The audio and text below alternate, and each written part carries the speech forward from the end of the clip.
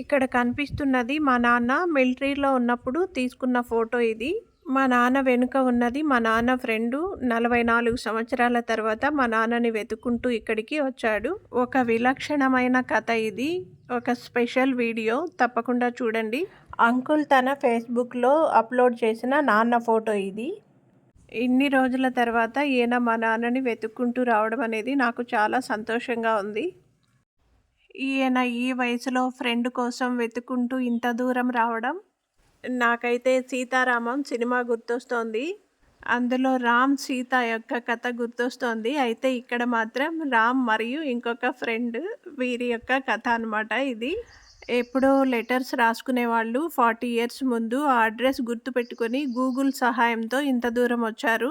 ఎంత వండర్ కదా. ఇంకా వీడియో చూడండి. నా ఫ్రెండ్ ఈయన ఎస్ఆర్ రెడ్డి, కర్నూలు జిల్లా. ఇప్పుడు మీరు బెంగళూరులో ఉన్నారు కదా, అంటే మిలిటరీలో పరిచయం మిలిటరీలో. ఇది నేను పుట్టి పెరిగిన ఇల్లు. దసరా హాలిడేస్కి వచ్చాను. ఇది పాత ఇల్లే, రీమోడలింగ్ చేస్తున్నారు. ఎప్పుడన్నా వచ్చినారా ఇక్కడికి? ఎప్పుడు రాలేదు. లెటర్లు రాసుకుంటూ ఉండేవాళ్ళు. ఇప్పుడైతే చూడడానికి వచ్చారు. మా నాన్న అయితే లేరు ఇప్పుడు, అయినప్పటికీ కూడా చూడడానికి వచ్చారు. మా నాన్న ఫోటో వీడియో ఇక్కడికి దగ్గరికి రా చూపి. ఇక్కడ మా నాన్న ఫ్రెండ్ ఈయన ఎస్ఆర్ రెడ్డి. ఈయన ఇంత దూరం రావడమే మాకు చాలా ఆశ్చర్యంగా సంతోషంగా ఉంది. ఈయన ఫేస్బుక్లో మా నాన్న ఫోటో పోస్ట్ చేశారు. వీడియో మొదట్లో చూపించిన ఫోటో అదే. ఇదైతే మా నాన్న వాళ్ళు మదనపల్లిలో చదువుకునేటప్పుడు ఫ్రెండ్స్తో తీసుకున్న ఫోటో. నాన్న కింది వరుసలో 3వ వ్యక్తి. వీళ్ళు మిలిటరీలో కొన్ని సంవత్సరాలు కలిసి ఉన్నారు. తర్వాత ఇంటికి వచ్చేసాక రెగ్యులర్గా ఉత్తరాలు రాసుకునేవాళ్ళు. తర్వాత ఆగిపోయింది వాళ్ళ మధ్య ఉత్తరాల వర్షం. అలా కొన్ని సంవత్సరాలు గడిచిన తర్వాత ఇప్పుడు ఈయన ఫ్రెండ్ కోసం వెతుక్కుంటూ వచ్చారు. అంటే వీళ్ళు బాగా లెటర్స్ రాసుకుంటా ఉండేవాళ్ళు. ఎప్పుడు వచ్చేసినారు మిలిటరీకి? ఎప్పుడు పోయినారు మీరు? 64లో 1964లో మిలిటరీకి వెళ్ళారంట. మళ్ళీ ఎప్పుడు వచ్చారు? 1980లో ఇంటికి వచ్చేసారు. మళ్ళీ తర్వాత ఇక్కడ ఏం చేస్తున్నారు మీరు?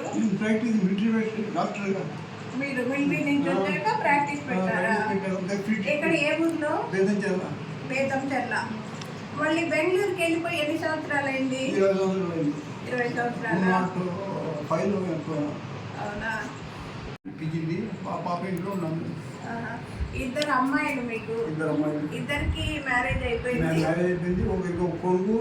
కొడుకు కూడా? పెద్ద పాప కొడుకు, చిన్న పాప పాప. అవునా? పెద్ద పాప వాళ్ళు ఎక్కడున్నారు? హైదరాబాద్ లో ఉన్నారు. చిన్న పాప వాళ్ళు? చిన్న పాప తిరుపతి. మీరు బెంగళూరులో ఏం చేస్తున్నారు? మీరు ఇద్దరే? ఊరికి ఏం చేస్తామమ్మా, తినడం. ఎంత సరదాగా మాట్లాడుతున్నారో కదా, తినడం పడుకోవడం అని. అంకుల్ మాటల్ని బట్టి మీకు అర్థమైంది కదా, ఇప్పుడు వాళ్ళు బెంగళూరులో స్థిరపడ్డారు. ఆయన ఎన్ని సంవత్సరాల తర్వాత మా నాన్నని గుర్తుపెట్టుకొని వెతుక్కుంటూ ఇంత దూరం రావడం అనేది నాకు నిజంగా ఇంకా నమ్మలేకపోతున్నాను. అంతా ఒక కలలాగా ఉంది. చాలా సర్ప్రైజింగ్గా, చాలా హ్యాపీగా ఉంది. చాలా థ్యాంక్స్ అంకుల్. అసలు ఇంత దూరం నాకైతే ఎట్లుందంటే ఇది ఒక కలలాగా ఉంది. ఎప్పుడు గడిచిపోయిన విషయాలు ఇప్పుడు గుర్తు చేసుకుంటున్నాను అనమాట. ఈ మధ్య ఒకటి సినిమా వచ్చింది కదా, ఏదంటే సీతారామం సినిమా. అది సీతారామం సినిమా గురించి అడుగుతుంటే చూడలేదంట అంకుల్. చూడకపోతేనేం, అది సినిమా, ఇది రియల్ లైఫ్. అంకుల్ ఏజ్ 80 లేదా 80+ ఉంటుంది.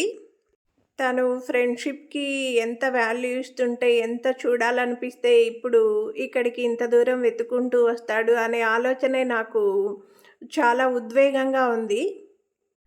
ఏమని వర్ణించాలో కూడా అర్థం కావట్లేదు, నాకు మాటలు దొరకట్లేదు. ఇలాంటి ఫ్రెండ్షిప్ ఉంటే చాలు ఈ లైఫ్కి. ఈయన మా నాన్నలాగా అనిపించి ఒక కిస్ ఇచ్చాను. అంకుల్ త్వరగా వెళ్ళాలి అంటున్నారు. ఒక కళ అలా కనిపించి ఇలా మాయమైపోతున్నట్టు ఉంది. అంకుల్ కోసం కొన్ని సీతాఫలం కాయలు కోసి ఇవ్వాలి అనుకుంటున్నాము. మా ఇంట్లోనే చెట్లున్నాయి. మా నాన్న ఉంటే ఉండేవారేమో, ఈరోజు లేరు కాబట్టి అందుకే వెళ్ళిపోతున్నారేమో. నాన్న లేకపోవడం అనేది ఆయనకు చాలా బాధగా ఉంది. ఆంటీకి సీతాఫలం కాయలంటే ఇష్టమంట. ఇప్పుడు కోయడానికి వెళ్తున్నాను, కోస్తున్నాను చూడండి. చూడు మాగిపోయింది, అప్పుడు చెట్లోనే మాగిపోయింది. నేను చిన్నప్పుడు ఇవి చాలా పెద్ద చెట్లుగా ఉండేవి. ఈ చెట్లు ఎక్కి కోసేదాన్ని నేను. తర్వాత కొట్టేశారు, మళ్ళీ చిగురించి ఇలా పెరిగాయి. మా ఇంటి చుట్టూ కూడా చాలా చెట్లు ఉండేవి. ఆ జ్ఞాపకాలన్నీ ఇప్పుడు మళ్ళీ గుర్తొస్తున్నాయి. ఇవి కూడా చాలా పెద్ద చెట్లుగా ఉండేవి. ఈసారి వర్షాలు లేక కాయలు కొంచెం చిన్న సైజుగానే ఉన్నాయి, లేకపోతే చాలా పెద్ద సైజు ఉంటాయి. చూడండి, చేతికే అందేస్తున్నాయి చాలా కాయలు. ఇంకా అందకుండా ఉన్నవి దోటెతో పెరకాలి. అంకుల్తో ఇంకా చాలా చాలా మాట్లాడాలని ఉంది. అయితే వెళ్ళాలని అంటుండడంతో కాయలు కోసిద్దామని వచ్చాను. నేను కోస్తుంటే అమ్మ కూడా వచ్చింది. అమ్మ నాన్న మిలిటరీలో ఉన్నప్పుడు జమ్మూ కాశ్మీర్, పూనా, ఆవడి ఇలా చాలా చోట్ల ఉండేవాళ్ళంట. మన ఇండియాకు, పాకిస్తాన్కి మరియు మన ఇండియాకి, చైనాకి యుద్ధం జరిగినప్పుడు కూడా మా నాన్న అక్కడే ఉన్నారంట. నేను పుట్టక ముందే నాన్న ఇంటికి వచ్చేశారు. తర్వాత అక్కడి విషయాలన్నీ కూడా మాతో చెప్తూ ఉండేవారు. అక్కడ యుద్ధం ఎలా చేసేవారు ఆ విషయాలన్నీ కూడా చెప్పేవారు. నాన్నకి ఒకసారి కాలు ఫ్రాక్చర్ అయిందంట. అక్కడ ఉన్నప్పుడు దానికి సంబంధించిన ఫొటోస్ కూడా ఉండేవి, మా నాన్న చూపించేవారు. అప్పుడు వీళ్ళ ఫోటోలన్నీ కూడా బ్లాక్ అండ్ వైట్లో ఉండేవి. ఆ మిలిటరీ ఆల్బమే చాలా డిఫరెంట్గా ఉండేది. అక్కడ సర్వీస్ అయిపోయి ఇంటికి వచ్చాక నాన్న మెడికల్ ప్రాక్టీస్ పెట్టారు. అలాగే పోస్ట్ ఆఫీస్లో బీపీఎం జాబ్ కూడా చేస్తున్నారు. మిలిటరీలో పనిచేసి వచ్చిన వాళ్ళకి అక్కడ మంచి డిసిప్లిన్ ఉండడం వల్ల, ఫిజికల్ వర్క్ ఉండడం వల్ల చాలా హెల్తీగా ఉంటారు. చూడండి కాయలు ఎంత ఫ్రెష్గా ఉన్నాయో. కొన్ని అయితే మాగిపోయాయి. ఈ కాయ మాగిపోయింది చెట్టులోనే. ఇప్పుడు వచ్చిన నాన్న ఫ్రెండు ఎస్ఆర్ రెడ్డి 80 ఇయర్స్ ఉన్నప్పటికీ కూడా ఇంకా అద్దాలు వాడడం లేదు. కంటి చూపు బాగా పనిచేస్తుంది. అంకుల్ను పిలుచుకొచ్చిన అబ్బాయి. ఈ అబ్బాయి కాయలు కోస్తూ ఉన్నాము ఇద్దరం కలిసి. వినికిడి శక్తి కానీ, కంటి చూపు కానీ చాలా బాగుంది అంకుల్కి. షుగర్, బీపీ లాంటివి ఏవీ లేవంట. నాన్నకు కూడా అంతే, చాలా హెల్తీగా ఉండేవాళ్ళు. అంకుల్కి బ్రెయిన్ సర్జరీ ఏదో జరిగిందంట. డాక్టర్స్ అయితే ఇక నమ్మకం లేదు అని చెప్పారంట. కానీ ఈయన మిలిటరీ పర్సన్ కాబట్టి చాలా గట్టిగా, స్ట్రాంగ్గా కోలుకున్నారు చాలా త్వరగా. అంకుల్ కేవలం ఊరి పేరు గుర్తుపెట్టుకొని ఇప్పుడు గూగుల్ సహాయంతో ఇంత దూరం వచ్చారు అంటే చాలా గ్రేట్ అనిపిస్తోంది. ఈ అబ్బాయి కూడా చాలా ఓపిక్గా పిలుచుకొని వచ్చాడు అంకుల్ని.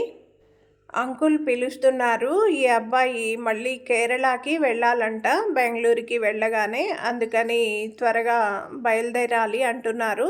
మొన్న అయితే చాలా ఉన్నాయి, కోసేసాము. ఇప్పుడు ఉన్నవి కోసిచ్చాము. ఇంకా అంకుల్ బయలుదేరేశారు. బ్రెయిన్ సర్జరీ జరగడం వల్ల కొంచెం సరిగా నడవలేకపోతున్నారు, కానీ బాగా యాక్టివ్గానే ఉన్నారు. మిలిటరీ షార్ట్లో స్మార్ట్గా ఉన్నారు అంకుల్. జాగ్రత్త అంకుల్. ఈ ఇంట్లో ఎవరు ఉండరు. అమ్మ ఇప్పుడు వచ్చింది, అప్పుడప్పుడు వస్తూ ఉంటుంది. నేను కూడా హాలిడేస్ అని వచ్చాను. అంకుల్ వచ్చిన సమయానికి మేము ఉండడం చాలా మంచి పని అయింది. నాన్నని చూడలేకపోయినా అమ్మను, నన్ను చూసినందుకు చాలా హ్యాపీగా ఉన్నారు అంకుల్. అంకుల్ స్మార్ట్ ఫోన్ వాడుతున్నారు, షేక్ హ్యాండ్ కూడా ఇచ్చారు, చాలా అప్డేట్లోనే ఉన్నారు. ఫ్రెండ్ని చూడాలని వచ్చిన అంకుల్, నాన్న ఉండి ఉంటే ఎంత హ్యాపీగా మాట్లాడుకునేవాళ్ళో వీళ్ళు ఇద్దరు.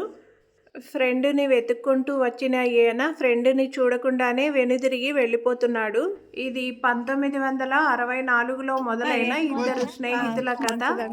వీళ్ళ ఫ్రెండ్షిప్కి సజీవ సాక్ష్యంగా ఉన్న ఈయన్ని చూడడం చాలా అదృష్టంగా భావిస్తున్నాను నేను. అంకుల్ని నేను మొదటిసారి చూస్తూ ఉన్నా. నాకు ఈయనతో మొదటి నుంచి చాలా అనుబంధమై ఉన్నట్లు అనిపిస్తోంది. అంకుల్ ఉన్నన్ని రోజులు చాలా హ్యాపీగా ఉండాలని నేను మనస్ఫూర్తిగా భగవంతుణ్ణి కోరుకుంటున్నాను. ఒక నిజమైన ఫ్రెండ్షిప్ ఎప్పుడు ఎవరిని ఎలా ఎక్కడికి చేరుస్తుందో చెప్పలేం కదా. మాకు ఒక మంచి జ్ఞాపకాన్ని మిగిల్చిన అంకుల్కి నిజంగా చాలా ధన్యవాదాలు. ఇలాంటి ప్రేమ వాత్సల్యమే కదా జీవితానికి కావాల్సింది. అంకుల్ వెళ్ళిపోతుంటే చాలా బాధగా ఉంది. మెలకువ వచ్చేసిన స్వప్నంలా అనిపిస్తోంది. ఈ స్వప్నం ఇలా మెలకువ రాకుండా ఇంకా కంటిన్యూ అయితే బాగుంటుంది అనిపిస్తోంది. Bye bye uncle. God bless you. Sitaramam సినిమాలో రామ్ యొక్క చివరి ఉత్తరం సీతని చేరింది. కానీ ఈయన స్వయంగా వచ్చిన ఫ్రెండ్ని చేరుకోలేకపోయాడు. అదే బాధ. అంకుల్ వెళ్ళిపోయాక మళ్ళీ కొన్ని సీతాఫలం కాయలు కోస్తున్నాము. మిగిలిన కాయలు అంకుల్ త్వరగా వెళ్ళాలి అంటే వీలైనన్ని కోసి ఇచ్చాము. మాగి రాలి కింద పడిపోతున్నాయి కాబట్టి ఇంకా మిగిలిన కాయల్ని కూడా కోసేయాలి. అంకుల్ వచ్చి వెళ్ళాక నేనైతే ఇంకా తేరుకోలేకపోతున్నాను. ఆ ఎమోషన్ నుంచి బయటికి రాలేకపోతున్నాను. ఒక 2 రోజులు అంకుల్ ఇక్కడే ఉంటే బాగుండేది. మిలిటరీలో మొదలైన ఫ్రెండ్షిప్ ఇంటికొచ్చాక కూడా ఉత్తరాల రూపంలో కొనసాగింది. ఇప్పుడు స్వయంగా చూడాలని వచ్చినా నాన్న లేరు. చూడండి, ఇవి చెట్టులోనే మాగిపోయాయి. ఇక్కడ కనిపిస్తున్నాయి కదా చాలా కాయలు. చెట్టులో మాగి పెరికేటప్పుడే కింద పడిపోతున్నాయి ఇవి. ఇవి అన్నీ లేతగా ఉన్నాయి. ఇక్కడ కనిపిస్తున్నది ఒక కాయ, చిలక కొట్టిన కాయ. ఇవి చాలా తీయగా ఉంటాయి. ఇక్కడ ఒక వాల్ క్లాక్ కనిపిస్తోంది కదా, రాళ్లల్లో టైం ఆగిపోయి ఉంది, పాతదైపోయి ఉంది. అద్దం కూడా పగిలిపోయి ఉంది, పాడైపోయింది. కాబట్టి అమ్మ దీన్ని ఇక్కడ పడేసింది సీతాఫలం చెట్టు దగ్గర రాళ్లల్లో. దీనితో అయితే మాకు చాలా జ్ఞాపకాలు ఉన్నాయి. ఇది దాదాపు ఒక 35 ఇయర్స్ 40 ఇయర్స్ నాటిది. ఇది మేము చిన్నప్పుడు కొన్న వాల్ క్లాక్. ఇది పని చేయకుండా పోతే అమ్మ ఇక్కడ పడేసింది, చెట్ల దగ్గర పెట్టేసింది. వీటితో మాకు చాలా జ్ఞాపకాలు ఉన్నాయి చిన్నప్పటి నుంచి కూడా. నాన్న మిలిటరీ నుంచి ఇంటికి వచ్చాక జీతగాళ్లను పెట్టుకొని వ్యవసాయం కూడా చేయించేవారు. అప్పుడు మేము పిల్లలము వేరుశనగ కాయలు వలిస్తే డబ్బులు ఇచ్చారు. ఆ వచ్చిన డబ్బులతో ఇది కొన్నాము. అందుకే మాకింత స్వీట్ మెమరీ ఇది. కష్టపడి సంపాదించిన డబ్బులతో కొన్న వాల్ క్లాక్ ఇది. కష్టపడి సంపాదించిన ప్రతిదీ కూడా చాలా వాల్యుబుల్గానే ఉంటుంది కదా, అదన్నమాట ఇది. ఇక్కడ మా ఇంట్లో ఒక బావి కూడా ఉంది, తోడు బావి. ఇదే చేద బావి అని కూడా అంటారు కదా. ఇందులో నుంచే మేము నీళ్లు తోడుకునే వాళ్ళము. బావికి గిలక కట్టి ఆ గిలకకి తాడు ఒక బకెట్ పెట్టి నీళ్లు పైకి తోడుకునే వాళ్ళం. ఇది మా ఇల్లు. ఇప్పుడు ఇంకా వర్క్ జరుగుతోందని చెప్పాను కదా, ఇంటికి ఆనుకునే బావి ఇక్కడ ఇదే. ఈ బావిలోనే మేము చిన్నప్పుడు నీళ్లు చేదుకునే వాళ్ళం. ఇప్పుడు వర్షాలు లేక ఎండిపోయింది. లోపల ఇప్పుడు ఎలా కనిపిస్తుందో చూద్దాం రండి. అడుగున ఏదో పేపర్లు కనిపిస్తున్నాయి. ఎంత లోతుందో చూడండి. ఇక్కడ కనిపిస్తున్న మెట్లు అవి దిగడానికి ఎక్కడానికి వాటిని ఉపయోగిస్తారు. తాడు సహాయంతో దిగుతారు, మళ్ళీ పైకి ఎక్కుతారు. ఇలాంటి చేద బావులు పల్లెల్లో ఇంతకుముందు అయితే సర్వసాధారణంగా ఉండేవి కదా. బోర్లు వచ్చాక వీటి వాడకం తగ్గించేశారు. రాతి పొరల్లో నుంచి ఊరే నీరు చాలా స్వచ్ఛంగా ఉండేది. ఇప్పుడైతే బోర్లు 100 అడుగుల లోతు వరకు వేయడం వల్ల ఎక్కువ ఫ్లోరైడ్ మనకు వస్తోంది. అవి ఆరోగ్యానికి కూడా బాగుండడం లేదు.